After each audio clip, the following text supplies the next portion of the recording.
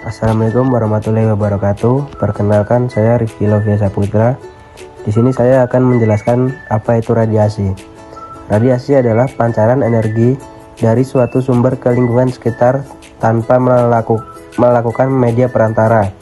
Dalam materi ini, fokus radiasi adalah sinar X yang banyak digunakan dalam bidang medis untuk melihat struktur internal tubuh. Kemudian ada pengertian radiasi. Dalam istilah fisika, pada dasarnya radiasi adalah suatu cara perambatan energi dari sumber energi lingkungan tanpa membutuhkan medium. Radiasi adalah suatu emisi atau pancaran dan perambatan energi melalui materi atau ruang dalam bentuk gelombang elektromagnetik dan atau partikel. Kemudian ada mengapa terjadinya radiasi.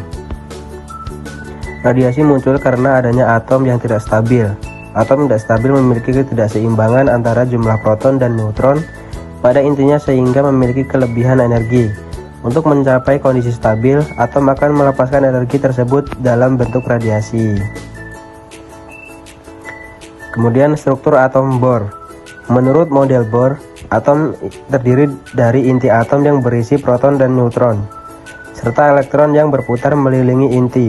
Jumlah proton menentukan identitas unsur atau nomor atom, sedangkan jumlah proton dan neutron disebut dengan nomor massa.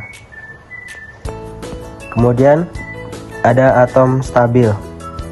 Atom stabil memiliki komposisi proton dan neutron yang seimbang, sehingga inti atom berbeda dalam keadaan energi rendah dan tidak memancarkan radiasi. Contoh atom stabil adalah karbon dan oksigen. Atom stabil tidak mengalami perubahan bentuk atau pelurahan. Kemudian ada atom tidak stabil dan menstabilkan diri. Atom tidak stabil memiliki inti yang kelebihan energi akibat ketidakseimbangan jumlah proton dan neutron. Untuk menstabilkan diri, atom tersebut melepaskan energi dalam bentuk radiasi alfa, beta, atau gamma.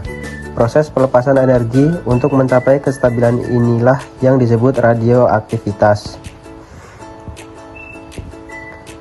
Kemudian ada aktivitas radiasi.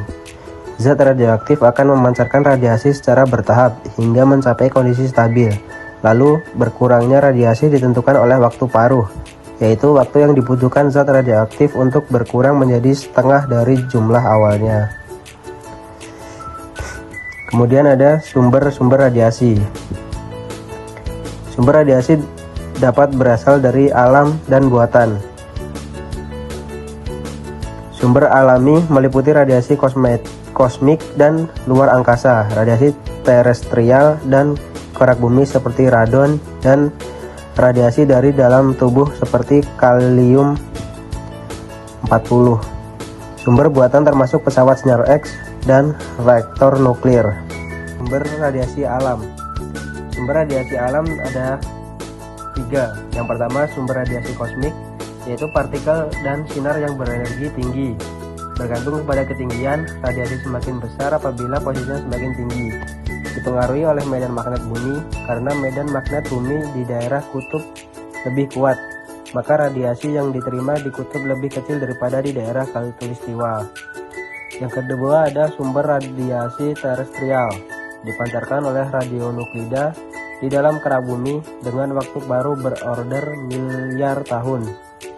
Ada sejak terbentuknya bumi. Radiasi terestrial terbesar berasal dari radon dan toron.